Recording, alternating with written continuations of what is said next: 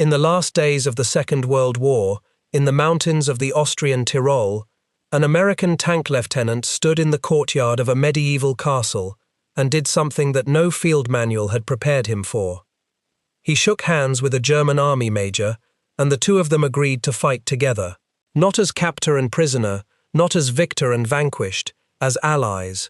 Within hours, men who had spent years trying to kill each other would be lying in the same firing positions, sharing the same ammunition, aiming at the same enemy.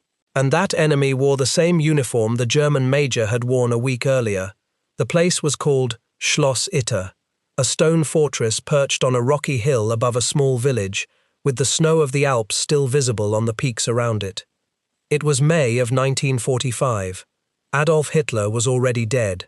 The Third Reich was collapsing in real time, city by city, hour by hour.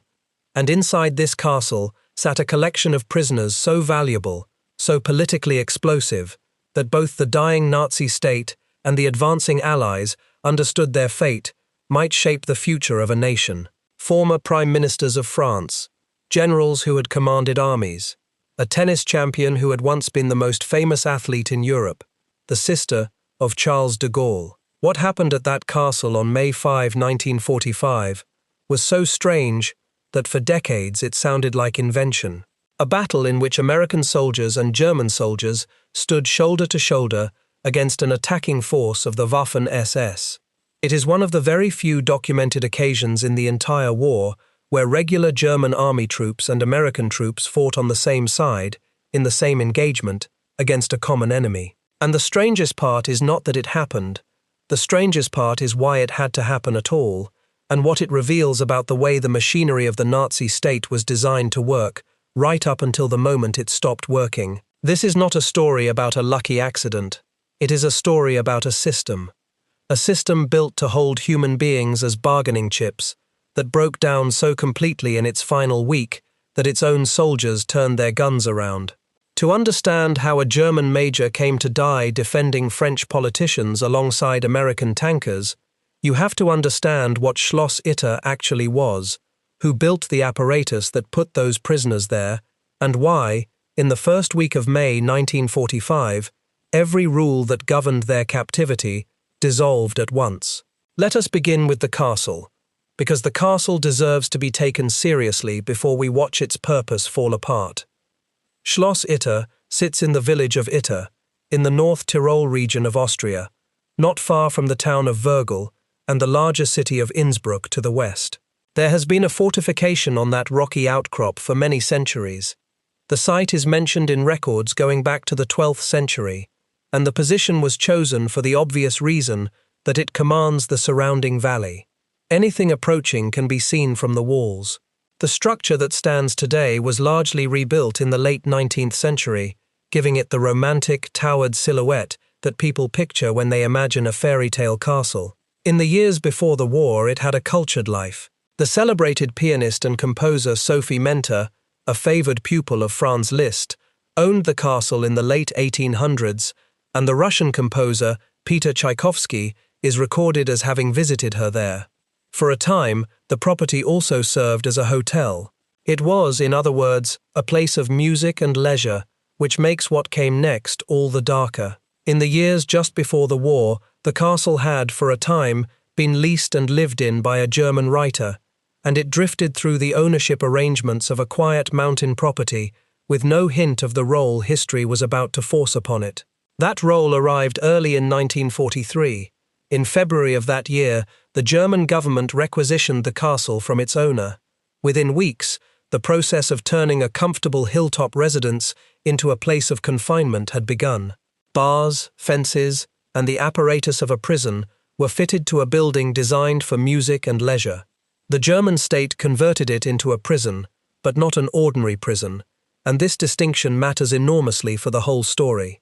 Schloss Itter was placed under the administrative control of the Dachau concentration camp system. It was formally designated as a subsidiary camp of Dachau, an outlying annex reserved for prisoners the regime considered too prominent, too useful, or too dangerous to simply execute or lose in a general camp population. The men and women held at Itter were what the Germans called honor prisoners, or prominent prisoners.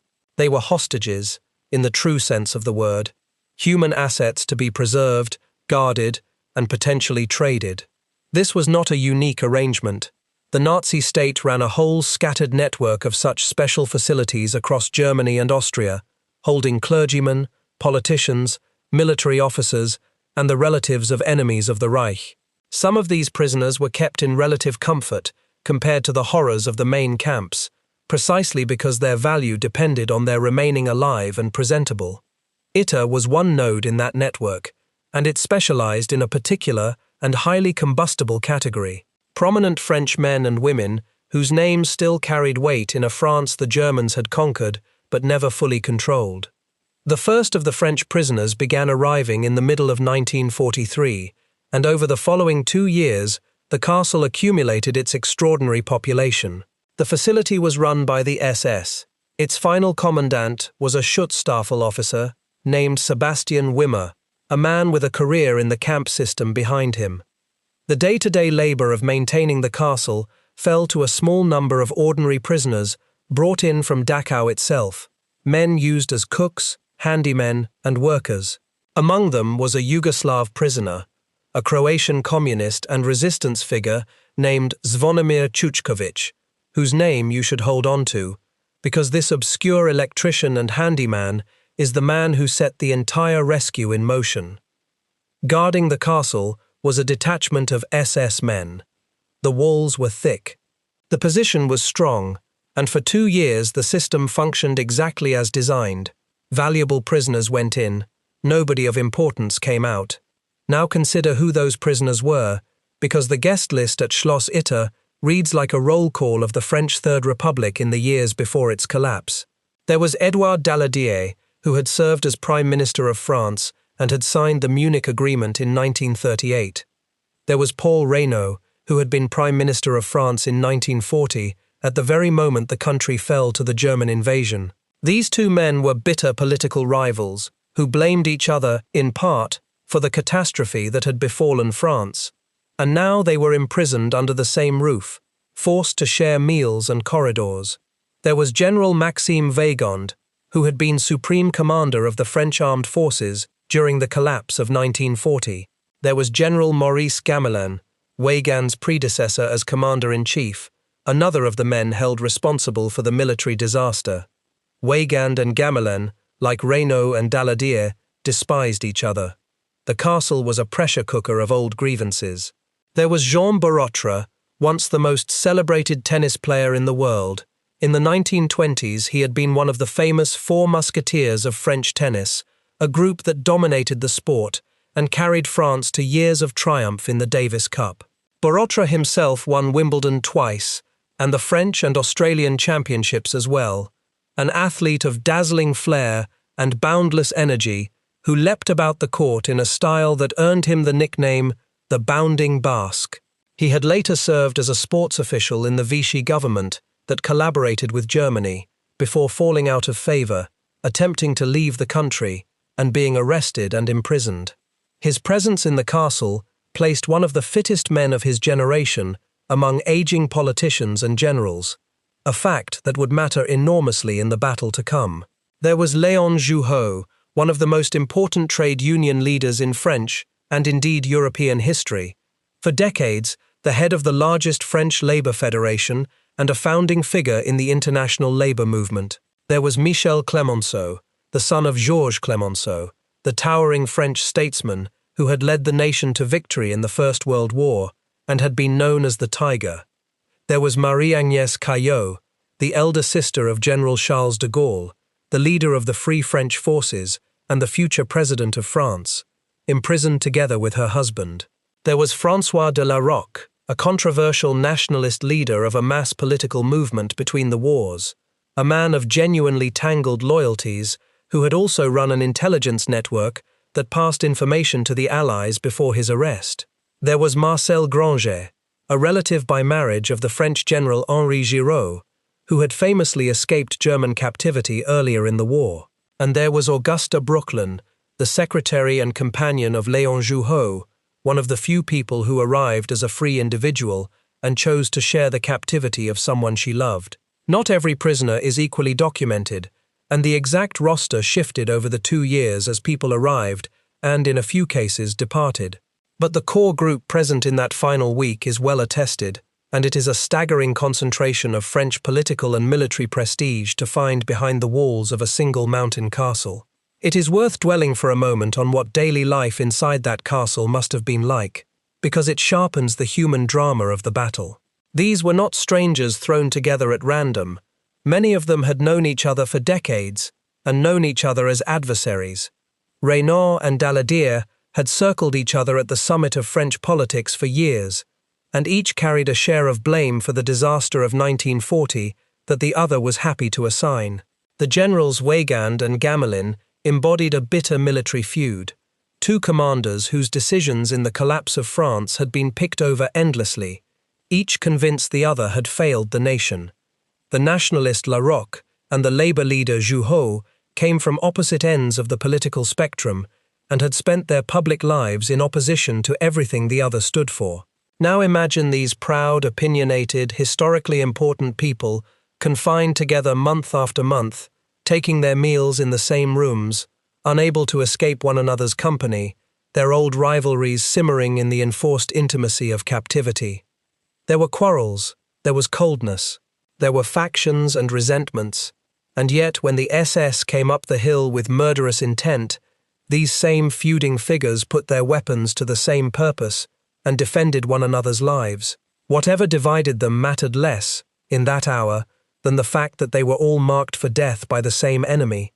The battle did not dissolve their differences, but it did, for one desperate day, unite them.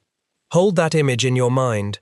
Two former prime ministers, two supreme commanders of the army, a Labour titan, a sporting legend, and the sister of the man who would soon rule France, all locked inside one castle. To the Nazi state, this was a vault full of gold. These people were leverage. As long as the war continued, they might be exchanged, ransomed, or held as insurance. The entire logic of Schloss Itter rested on one assumption, that the German state would remain intact enough and organized enough to keep the vault locked. In the first week of May 1945, that assumption evaporated. If accounts of the forgotten corners of this war are the kind of history you value, the kind that does not make it into the standard textbooks, consider subscribing and leaving a like. It genuinely helps this work reach more people who care about getting the details right.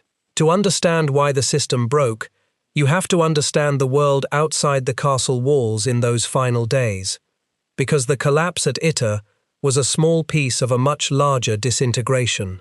By late April of 1945, Nazi Germany was finished as a functioning state in all but the formal sense. Soviet armies had fought their way into the heart of Berlin, American and British forces had crossed the Rhine and were pouring across southern Germany.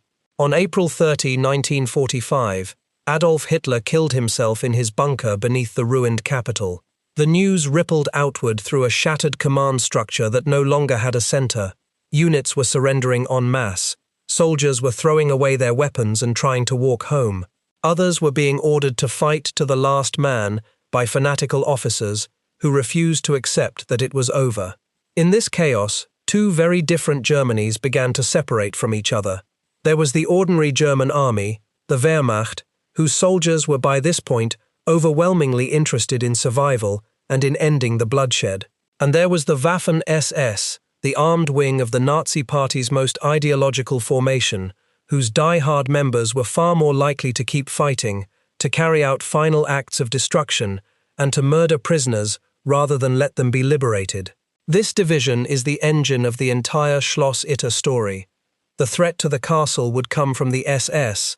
The salvation of the castle would come, in part, from the Wehrmacht. The region around Itter also had an active Austrian resistance movement in these final weeks. Austria had been absorbed into Nazi Germany in 1938, and as defeat loomed, a current of Austrian sentiment reasserted itself, seeking to separate the country's fate from that of the collapsing Reich, and to spare its towns from destruction. Local resistance groups, often working in cautious cooperation with war-weary German soldiers stationed in the area, began quietly maneuvering to hasten the end.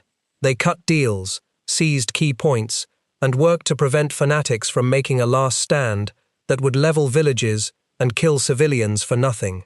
The nearby town of Vurgel was one place where this quiet cooperation took hold, and it was there that Major Gangel was operating in the war's final days. This is the essential backdrop.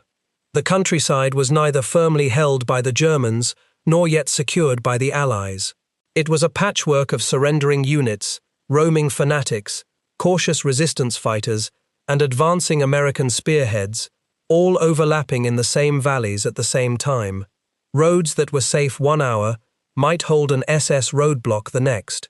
It was into this fragile, dangerous, half-organized landscape that the prisoners of Schloss Itter were suddenly thrust when their guards began to realize the game was over. They were the most valuable people in the region, and for a short and terrifying interval, nobody with any authority was responsible for keeping them alive. The first crack appeared with the commandant. As Allied forces drew closer and the news of Hitler's death spread, the SS commandant, Sebastian Wimmer, understood exactly what capture would mean for a man who had run a Dachau annex. There was a grim omen close at hand. In the final days, the recently arrived commandant of the main Dachau camp, an SS officer named Eduard Weiter, had made his way to Itter and there, sometime around the end of April, shot himself rather than face what was coming. With that death hanging over the place, Wimmer soon fled as well.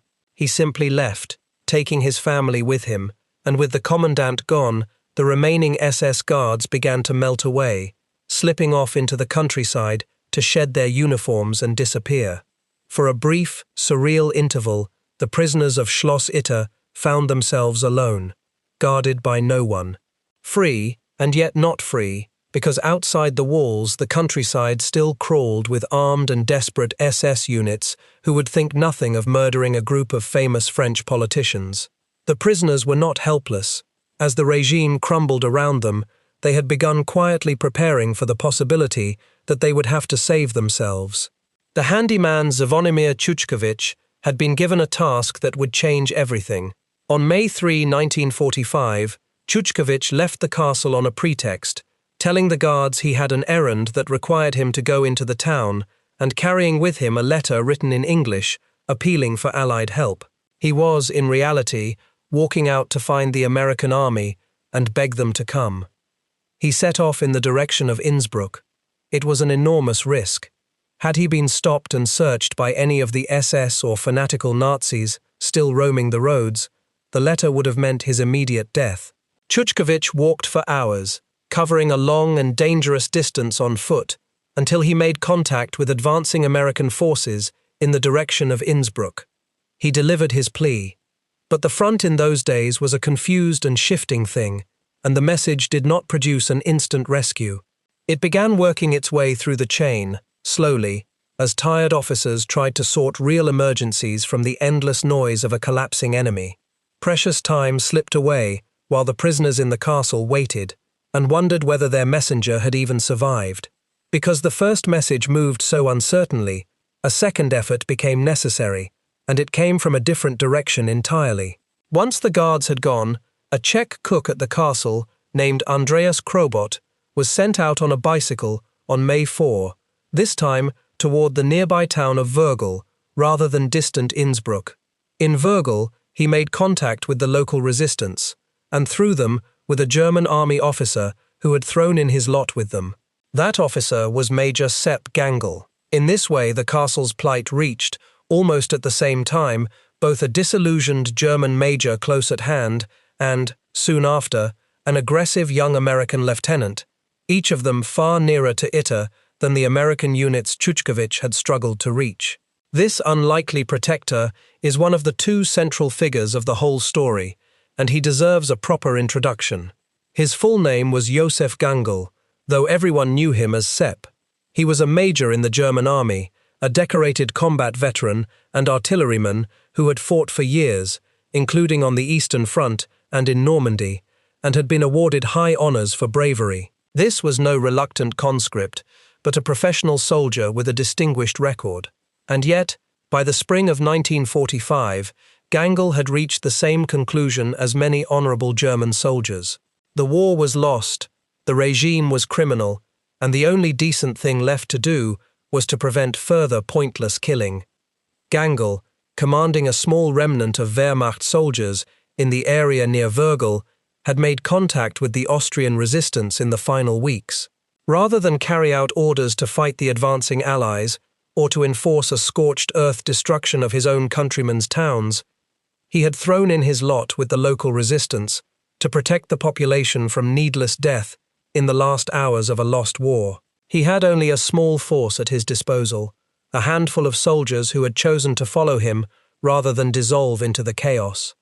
There was also, inside the castle itself, another German soldier whose role complicates any simple picture of the battle. His name was Kurt Siegfried Schrader, and he held the rank of Hauptsturmführer in the Waffen-SS, a captain in that most ideological of formations.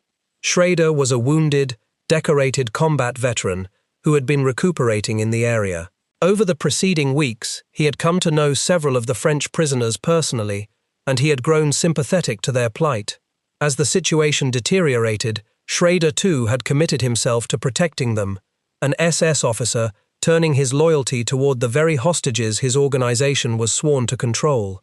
The presence of both a Wehrmacht major and a Waffen-SS captain among the defenders is a vivid reminder that the lines in those final days ran not simply between armies, but straight through the German military itself, and even through the SS. When Gangl grasped the full situation at Schloss Itter, that a group of extraordinarily prominent French prisoners were sitting exposed and vulnerable while hostile SS units roamed the surrounding country, he made a decision that would cost him his life and secure his place in history. He resolved to protect them, but he knew his own small band could not hold the castle against a determined SS assault, so Major Gangl did something remarkable. He drove out under a white flag to find the Americans, not to surrender in the ordinary sense, but to propose an alliance. This brings us to the second central figure, and to one of the more colorful personalities the United States Army produced in that war. His name was John C. Lee, Jr., known to everyone as Jack Lee. He was a young officer in the 23rd Tank Battalion of the 12th Armored Division, a formation nicknamed the Hellcats. Lee was a hard-drinking, cigar-chewing, plain-spoken officer from the state of New York, the kind of aggressive, improvisational combat leader who thrived in exactly the sort of confused, fluid situation that the end of the war produced. He was, by every account, utterly fearless and completely comfortable acting on his own judgment without waiting for permission from above.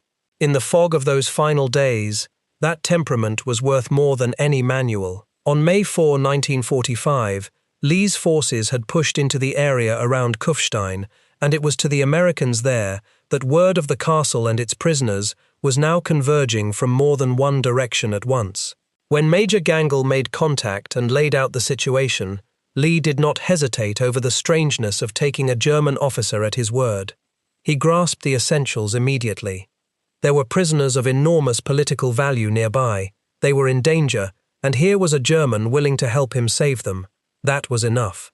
Major Gangl approached the Americans under a white flag and explained the situation, and Lieutenant Jack Lee, rather than treating this German officer as a prisoner to be processed, listened. The two men, enemies by every formal definition, sized each other up and recognized in each other the same practical determination to get a difficult job done. Lee agreed to lead a rescue. He took his own tank, a Sherman that his crew had named Besotten Jenny, and a small group of American soldiers, and together with Major Gangl and Gangl's German soldiers, this combined force set out for Schloss Itter. The relief column that arrived at the castle was one of the most unusual military formations of the entire war. American tankers rode alongside German Wehrmacht soldiers. They drove up the narrow, winding road to the castle gates together. When they arrived, Lieutenant Lee conducted a quick reconnaissance of the position. He understood immediately that the castle, for all its medieval strength against swords and arrows, was a difficult place to defend against modern infantry and artillery. It sat on high ground, yes, but it was surrounded by terrain that could conceal attackers, and the approaches offered cover to anyone bold enough to come up the hill. Lee positioned his single Sherman tank at the entrance to cover the main approach and distributed his small force as best he could. The total number of defenders was tiny, and this is worth pausing on, because it is the heart of what makes the battle so remarkable. Lieutenant Lee had brought only a small group of American soldiers with him, on the order of a dozen or so men once the various detachments are honestly counted. Major Gangel had a similarly small number of German soldiers, perhaps around 10, who had chosen to follow him in this final honorable act. Add the sympathetic SS Captain Schrader, and you still have a garrison of only a few dozen fighting men in total.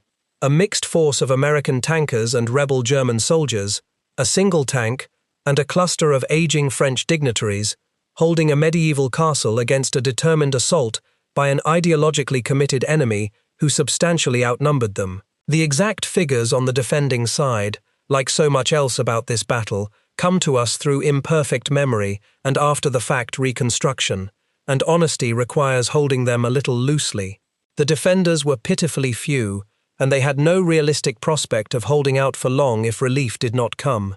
And there was one more complication that Lieutenant Lee had to manage: the prisoners themselves.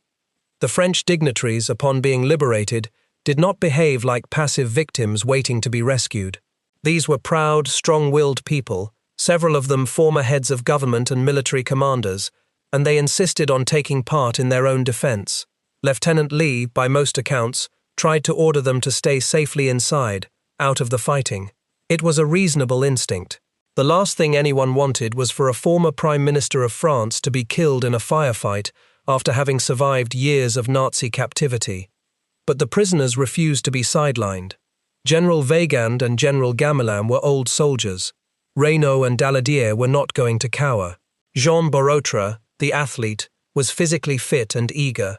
Several of the prisoners took up weapons, German weapons left behind or supplied for the purpose, and prepared to fight for their own lives. Picture that scene: a former Prime Minister of France, chambering a rifle round, waiting for the SS to come up the hill. The attack came on May 5, 1945. The attacking force was drawn from the Waffen-SS. The men coming for the castle were troops from elements of the 17th SS Panzergrenadier Division, a formation that took its name from a knight of German legend. It is important to be precise here, because the story is sometimes told as though an entire SS division descended on the castle. That is an exaggeration.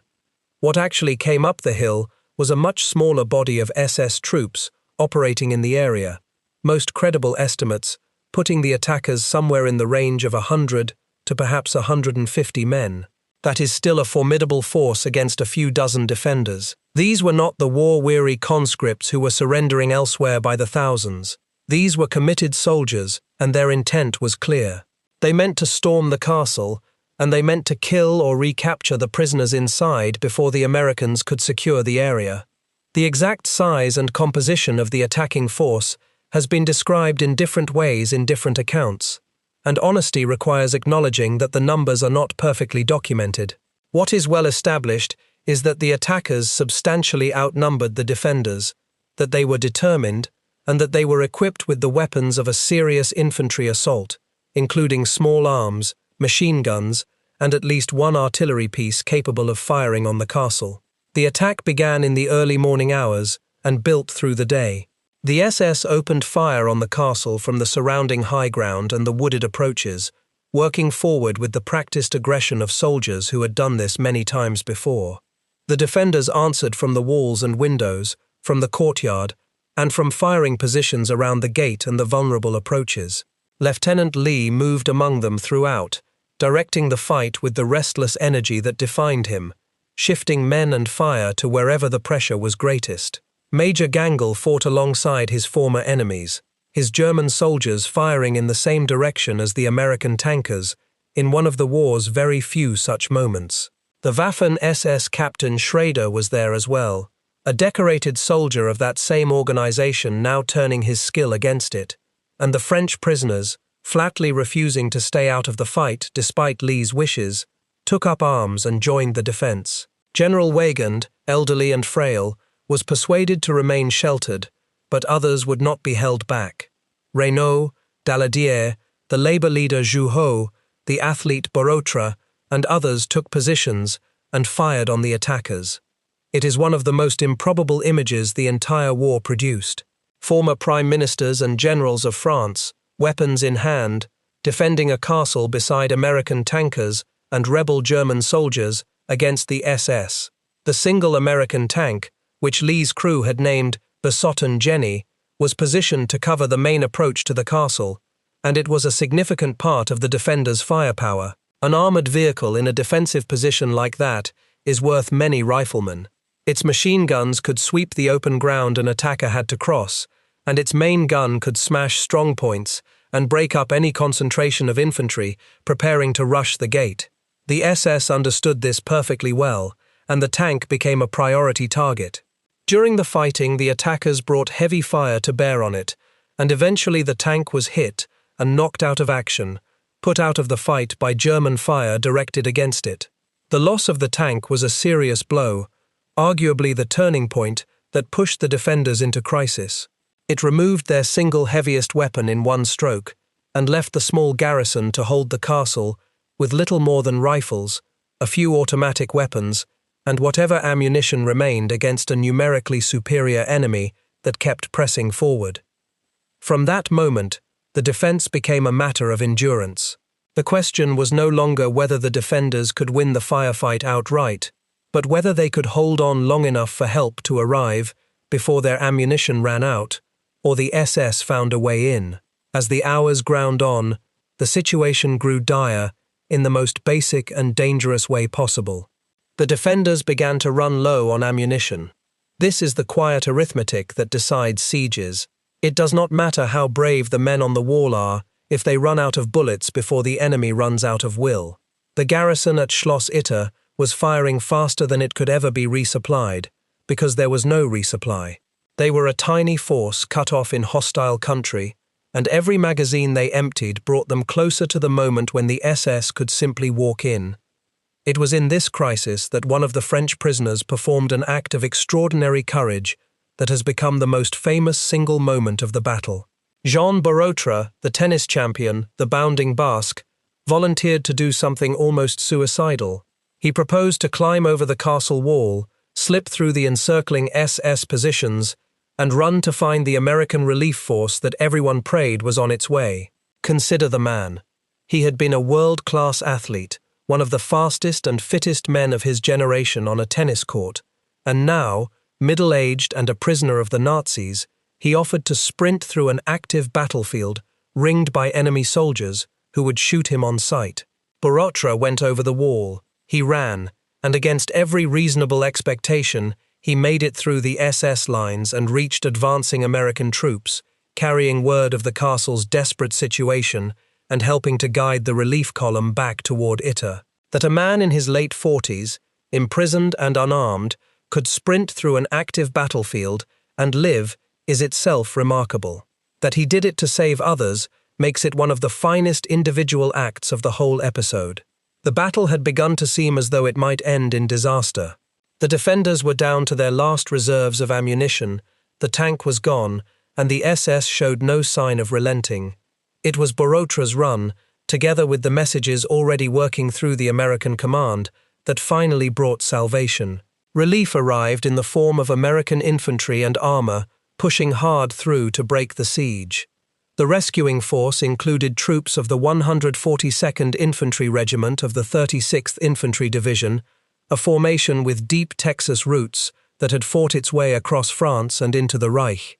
Among the relieving soldiers were men of a segregated African-American tank unit attached to the advance, a reminder that the army coming to the rescue of these French statesmen was itself a more complicated portrait of the era than the tidy histories often suggest.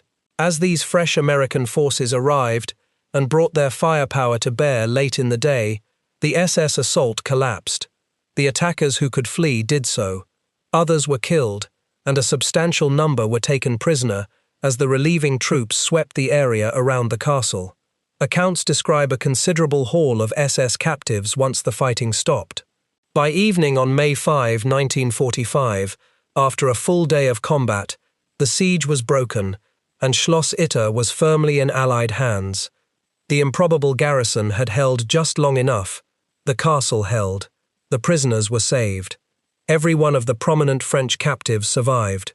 After years in captivity, and after a battle that could easily have killed them all in its final hours, the former prime ministers, the generals, the labor leader, the athlete, and the sister of Charles de Gaulle walked out of Schloss Itter alive. But the victory was not without its price, and the price fell on the man who had done the most to deserve to live. Major Josef Gangl, the German officer who had chosen to defend his former enemies rather than obey a dying regime, was killed during the battle. By the most widely repeated account, he was struck by a sniper's bullet while trying to protect one of the French prisoners, moving to shield Paul Reynaud from enemy fire. Sepp Gangl died in the courtyard of a castle in his own homeland's neighboring Austria, fighting on the same side as American tankers and French statesmen against soldiers who wore the uniform of the country he had served his entire adult life. He was, in the fullest sense, on the right side at the end. Today he is honored as an Austrian national hero, and a street in the town of Würgl bears his name. That is the sequence of events, as firmly as the historical record allows us to state it. American soldiers and German soldiers fought side by side to defend French prisoners against an SS attack, and they won, and the one man among the defenders who paid with his life was the German. It is a story so counterintuitive that it forces the question we set out to answer. How did this happen? Not how did the fighting unfold minute by minute, but how did the deeper machinery of the war arrive at a point where a German major and an American lieutenant would share a firing line? And to answer that, we have to look away from the castle for a moment and examine the strange logic of the hostage itself. If you are finding this account worthwhile, a like helps it reach more viewers, and subscribing means you will not miss the next deep dive into the forgotten corners of this war. The prisoners of Schloss Itter existed because of a specific idea about power, an idea much older than the Nazi state, but which that state pursued with peculiar intensity. The idea is that a human being can be a strategic asset, that the right prisoner, kept alive and under control, is worth more than a dead enemy. Throughout the war, the Nazi regime maintained a category of prisoner entirely separate from the millions it worked to death or murdered outright. These were the prominent prisoners, and they were scattered across a network of special facilities, of which Schloss Itter was only one. The logic ran like this: a former head of state, a famous general, a relative of an enemy leader, these people had value precisely because the enemy wanted them back. They could be traded in a negotiation. They could be held as insurance against reprisals. They could, in a fantasy that some in the regime clung to even at the end, be used as bargaining pieces in some imagined separate peace with the Western Allies. The whole system depended on the prisoners being kept alive and identifiable and available. This is why Schloss Itter existed, not as a place of extermination, but as a strongbox. Notice how different this is from the vast machinery of murder that the same regime operated elsewhere. In the death camps, the logic was the erasure of human beings as quickly and completely as possible. At Itter, the logic was preservation, but preservation of a cold and instrumental kind. The prisoners were kept alive not out of mercy, but out of calculation, the way a person keeps cash in a safe. Their humanity was irrelevant to their captors. Their exchange value was everything. This tells you something important about the nature of the regime. It was perfectly capable of both impulses at once, industrial murder in one place and careful preservation in another, and it saw no contradiction, because in both cases, the human being had been reduced to a unit of use. The trouble with treating people as stored value is that stored value requires a functioning institution to guarantee it. Money in a safe is only worth something if there is a world outside in which it can be spent. A hostage is only an asset if there is a chain of command that can decide to trade him. Strip away that institution, and the stored value does not simply become worthless, it becomes dangerous. And that is precisely what happened in the first days of May 1945. And here we arrive at the deep irony that makes this battle more than a mere curiosity. The very thing that made these prisoners valuable, their fame and political importance, was also the thing that put them in mortal danger at the end. As long as the strongbox held, they were assets. But the moment the state that owned the strongbox began to collapse, they became something else entirely. They became witnesses. They became loose ends. To the fanatical SS men in the surrounding hills, a group of famous French politicians and generals was no longer a strategic asset to be preserved. It was evidence of the regime's crimes, walking around on two legs, and the ideological instinct of the SS in defeat was not to preserve, but to destroy. There was a grim historical precedent for this fear, which is why the danger was so real and not merely imagined. As the Reich collapsed, orders and impulses to murder prominent prisoners, rather than let them fall into Allied hands, were a genuine feature of those final weeks. In several places, groups of special prisoners were moved, threatened, or came within a hair of being executed by SS guards, acting on standing instructions or on their own fanatical initiative. The prisoners at Itter were acutely aware of this. They understood that liberation was not guaranteed simply because the war was ending. In some ways, the final days were the most dangerous of all, because the restraining hand of a functioning command structure, the very thing that had kept them alive as bargaining chips, was exactly what had now vanished. What remained were armed true believers with nothing left to lose and a deep motive to leave no witnesses behind. This is why the defense of the castle was not a formality. The men coming up the hill were not going through the motions of a lost war. They had a purpose, and that purpose was lethal. Had they broken through, there is every reason to believe the prisoners would have been killed. The stakes at Schloss Itter were, quite literally, the lives of some of the most significant surviving figures of the French nation. This is the structural reason the battle had to happen. The Nazi apparatus for holding valuable hostages was built on the assumption of a functioning chain of command, a chain that could decide when to trade a prisoner, when to hold him, and when, in the worst case, to kill him in an orderly way. When Hitler died and the chain of command shattered, that centralized control disappeared. Suddenly there was no one to give the order to preserve the prisoners, and there were plenty of armed fanatics willing, on their own initiative, to give the order to kill them. The hostages fell into the gap between a system that no longer functioned and a battlefield that had not yet been secured. Schloss Itter was that gap made physical. A castle full of priceless prisoners, guarded by no one, in a landscape full of men who wanted them dead. Now hold that understanding alongside the other great structural fact of the story, which is the split within the German armed forces. We tend, understandably, to think of the German side in the war as a single entity.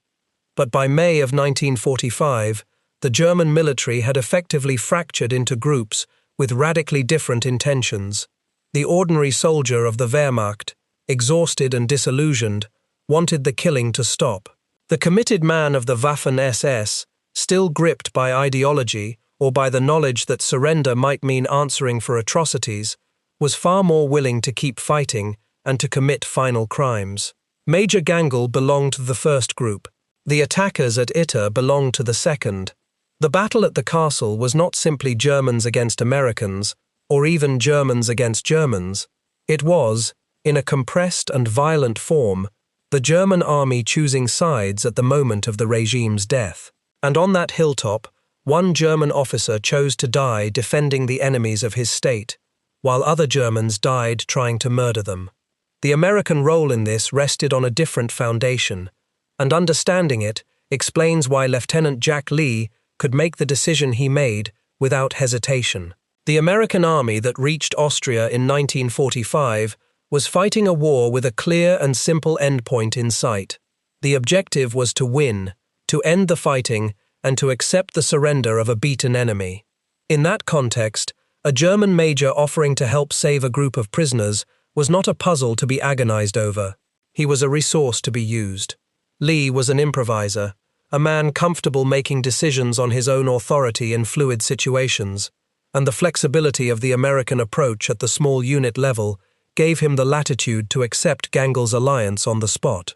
Where a more rigid system might have insisted on processing the German as a prisoner first and asking questions later, Lee simply recognized a fellow soldier who wanted the same thing he wanted in that hour and got on with the job.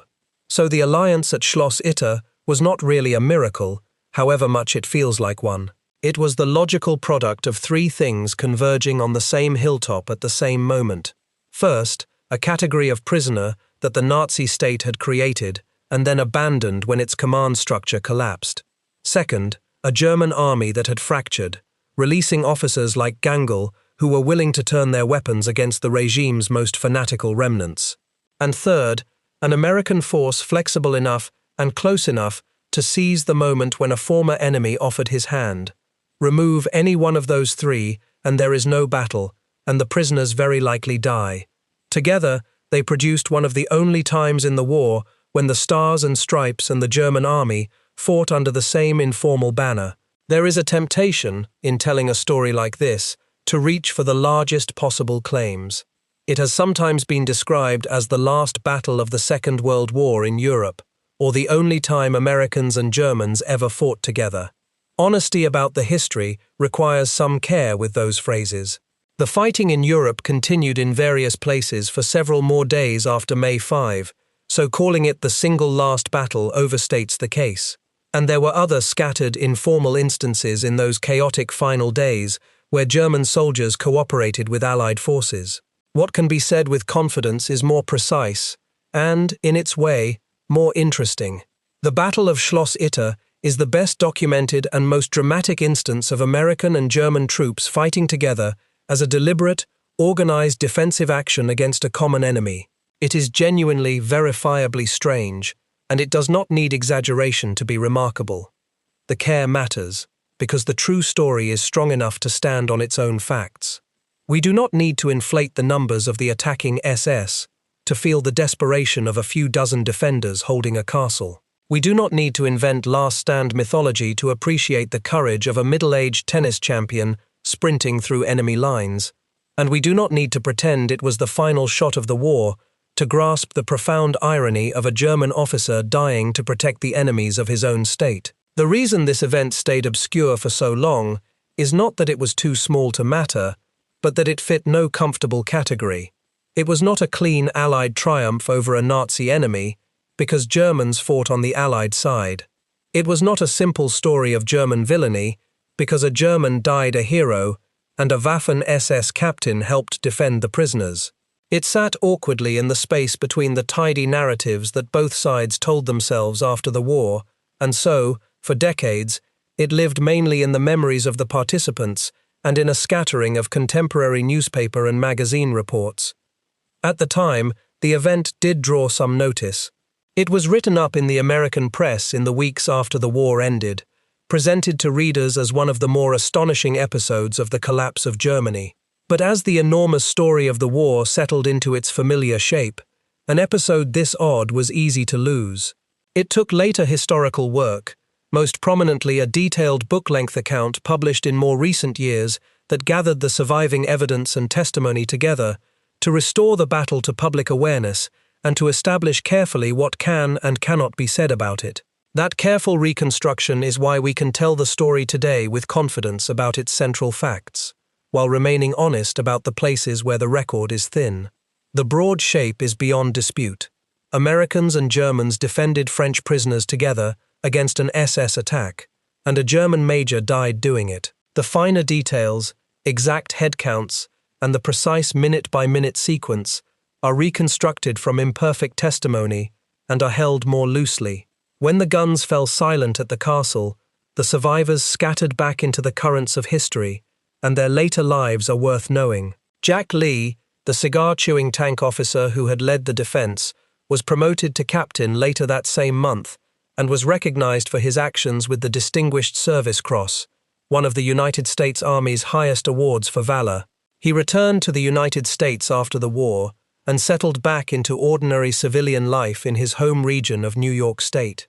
He was a genuine hero whose most extraordinary hour had come in a place most of his neighbors had never heard of, defending a castle they could not have found on a map. For a long time his role went largely uncelebrated by the wider public. He was, after all, a junior officer in a strange little action at the very edge of a vast war, the kind of episode that official histories tend to pass over in a sentence if they mention it at all.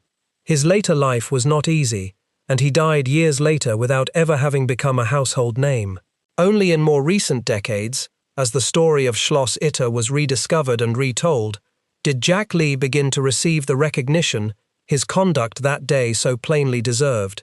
The French prisoners returned to France and to the swirling politics of a nation rebuilding itself. Paul Reynaud and Édouard Daladier both re-entered public life and served again in French political affairs after the war, their old rivalry carried forward into a new republic. The generals lived out their years under the long shadow of the defeat of 1940, their reputations forever entangled with that catastrophe. Léon Jouhaux, the Labour leader, went on to receive the Nobel Peace Prize a few years after the war for his lifetime of work on behalf of workers and international cooperation, a remarkable capstone to a life that had passed through a Nazi castle prison. Jean Borotra, the man who had run through the SS lines, returned to the world of sport he had graced before the war and lived a long life, remembered both as a champion of the tennis court and as the prisoner who made an impossible run for help.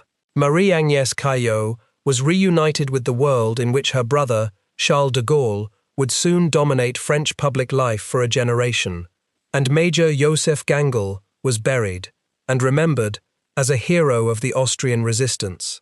In the town of Vergel, where he had worked with the resistance in the final days to spare the community from destruction, his sacrifice was not forgotten. A street in the town was named in his honor, a lasting mark of gratitude from the people he had chosen to protect over the orders of a dying regime.